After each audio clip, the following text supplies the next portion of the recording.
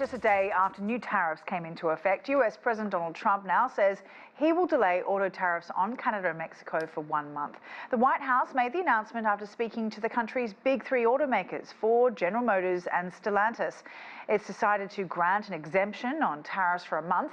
The waiver is on vehicles that comply with the United States, Mexico, Canada's agreement, trade rules of origin, which was negotiated during Trump's first term.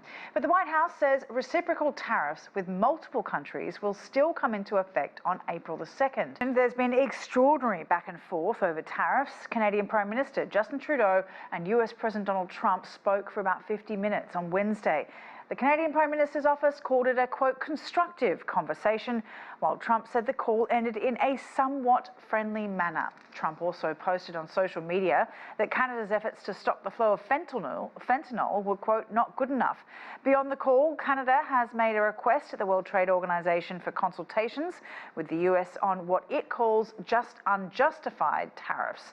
It's the first step in a formal dispute settlement at the trade body. For a deep dive into the US-Canada trade relationship, joining us is Phillip Braun. He is a clinical professor of finance at the Kellogg School of Management at Northwestern University. Thank you for joining us on the program this evening. What's your reaction to the latest announcements, especially in terms of the month-long reprieve for car makers? I think the month-long reprieve is great. It'll slow things down. Whether Trump will then impose them again in a month, it's not clear. But hopefully by the end of a month, he realizes that such tariffs on the auto sector are going to be devastating to the U.S. as well as Canada. And Canada is really likely to suffer the most here, aren't they? How severe do you think the impact of these tariffs could be on economic growth and Canadian households? Oh, it's going to be devastating to Canada. Canada exports almost $1 trillion worth of goods to the U.S. every year. It constitutes 18% of their gross domestic product. It's estimated that their economic growth they're already on a verge of a recession, and this will make that recession even worse, pushing economic growth down to -3% and potentially pushing unemployment rate up to 8%. It's a devastating situation, putting the Prime Minister in a very difficult position. Did he do the right thing? And what can he do to try and pivot trade relationships, to try and build Canada's economy back through, say, trade with Europe or Asia? I don't know how you can pacify Trump in terms of trade. Trump views it very simplistically as Canada exports more goods to the U.S. than the U.S. exports to Canada. And he wants to close that gap. So Canada's going to have to find alternative sources to export their products to. And what would the options be? I'm sorry, say again? What would the options be? How would they do that? Since China and Mexico and Canada are all going to suffer from this, he might be able to form relationships with Mexico and Canada to be able to China to export more to those countries.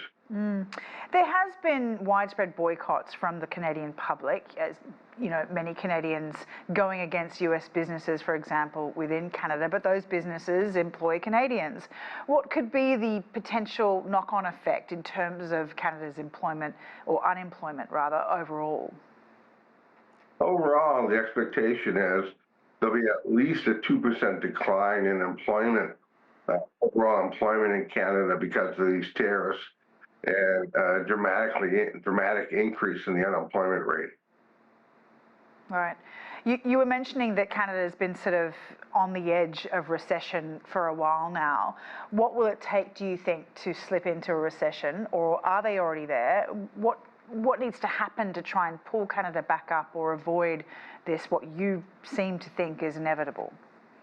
Well, the central bank has decreased the interest rates dramatically recently, and that should help push economic growth up. But whether it's enough to keep them out of recession is really hard to predict. But if these tariffs are imposed, they'll definitely be pushed into a recession regardless. Can you speak a little bit more on a sort of basic day-to-day level, given the central bank has warned that inflation could spike due to these tariffs? What does that mean for Canadian consumers, not just going to the supermarket and buying basic supplies, but big investments like the housing industry? The central bank will have to have an expansionary monetary policy to try to reverse these effects. The central government will have to have fiscal expansion because of these tariffs. So those are the ways that they're going to initially try to counteract the effect of the tariffs. So what does it mean for people on a daily basis, you know, in terms of if people want to buy a home, in terms of how they invest, paying for their family to live? Can you give us a little bit of a flavour of how Canadians might be dealing with this over the year to come? It's going to be widespread, so there's going to be slower economic growth. Job opportunities will be little. It'll be difficult for the typical person to buy a home. Their groceries are going to be more expensive. The day-to-day life of an average Canadian will be impacted by this negatively. So what will Canada's retaliatory actions, be, do you think? Will and can they put enough pressure on the US to try and change course? I think they'll try to put pressure on the U.S. to change course, but I really don't see anything changing Trump's mind. President Trump doesn't understand how trade works, and he's focused only on the goods deficit between Canada and the U.S., and he's not focused on the capital accounts. And so his ignorance of how tariffs work and his ignorance of trade balances means he's going to be difficult to move him away from his current position. Right. Phillip Braun, we'll leave it there. We really appreciate your time tonight.